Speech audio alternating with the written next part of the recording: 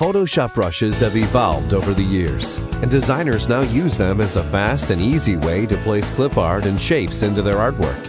There are thousands of free Photoshop brush sets and more every day. Watch this video and learn how to install Photoshop brushes and get the best results with advanced colorizing techniques.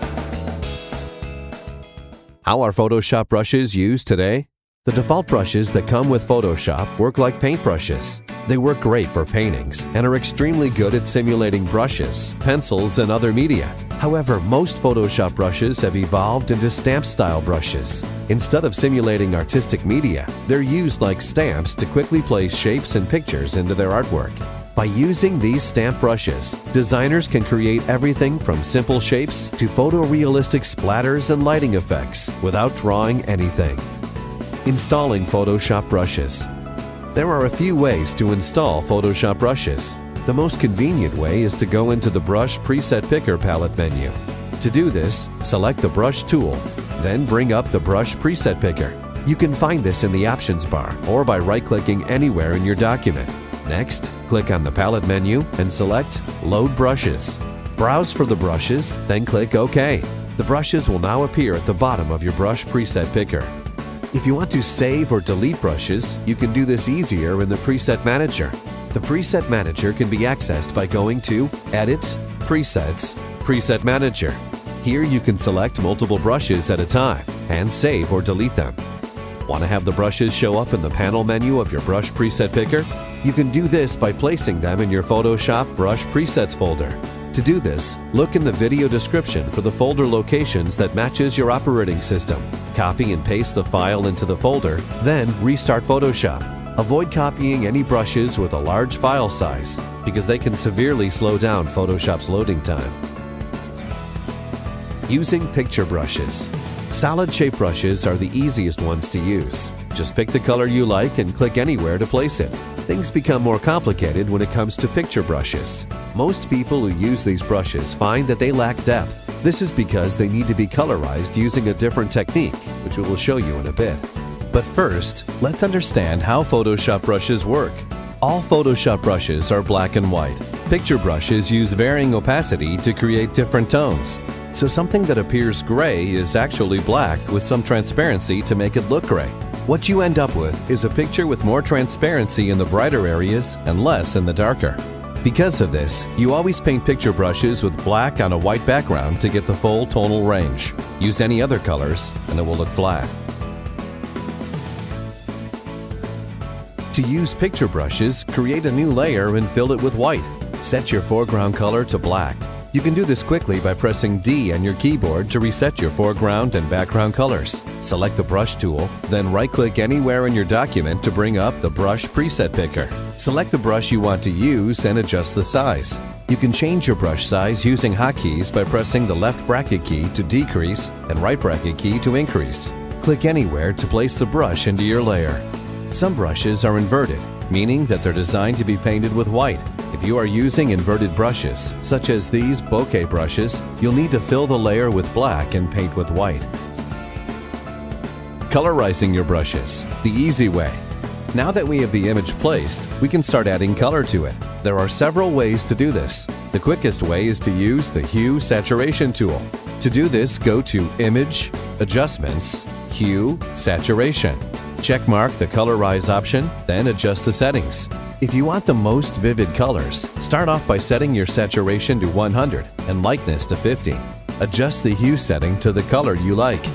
Alter the saturation and lightness to get your desired color, then click OK. Colorizing using gradient maps. For some brushes, such as these explosion brushes by Sparkle Stock, you'll need to use a gradient map to get the best results. Gradient maps take more time, but the difference is day and night. Here's a comparison of the difference between colorizing with the Hue Saturation tool and colorizing with the gradient maps. As you can see, the one with the gradient map looks a lot better. Here's how to do it.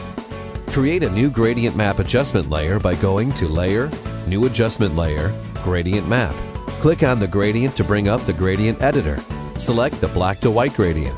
If you don't see this, click on the panel menu and select Reset Gradients. Click anywhere below the gradient to add a stop. In the Locations field, enter 50%. Click on the color, then pick the color you'd like to use. Add another stop by clicking anywhere below the gradient. Photoshop should add the same color that you used before. Set the position to 75%. Click on the color, then pick the color you'd like to use. Add another color stop and change the position to 25%. Click on the color, then pick the color you'd like to use. There you have it. These explosion brushes now look photorealistic. Colorizing by hand. There's also one more way to add color to your brushes. This method should be used when you want to manually paint in the colors and can be used to create abstract results. We'll show you this using these smoke brushes. Start by creating a new layer.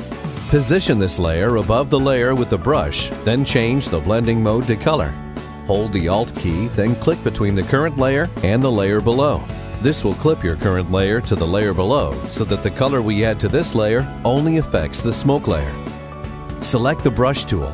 Set the brush to the default round brush and start painting with any color you like. I'm going to stick with the colors cyan, magenta, and yellow to make these smoke look abstract. You can quickly access these colors in the Swatches palette by going to Window, Swatches. Click on the panel menu and select any one of the Pantone CMYK presets. The colors will appear as the first 4 colors. To paint, I will use the default brush with a hardness of 0. Start painting to add some colors. You can adjust the opacity in the options bar at any time to adjust the strength.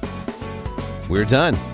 We just made some abstract smoke art by combining the smoke Photoshop brushes with an abstract coloring technique. It's that easy. There are many ways to color Photoshop brushes. Give it a try and let us know which one you like. How to blend Photoshop brushes into your artwork. You just learned the most advanced techniques to colorizing your Photoshop brushes. Now you need to learn how to blend these brushes with your artwork. Start by converting the layers to a smart object. To do this, select all the layers that are involved with your brush. Right-click and select Convert to Smart Object. If your brush has a white background, set the blending mode to Multiply or Linear Burn. If your brush has a black background, set the blending mode to Screen or Linear Dodge. If blending modes aren't doing the trick for you, right-click on the layer, then select Blending Options. Set the blending mode back to normal, then go to the Blend If options near the bottom of the window. If your brush has a white background, you'll need to adjust the white input slider. If your brush has a black background, adjust the black input slider. Hold down Alt and drag the input slider towards the other side. The slider should split in half, and you'll see the background disappear as you move it towards the other side. You can also drag the other half of the input slider to make the edges blend harder.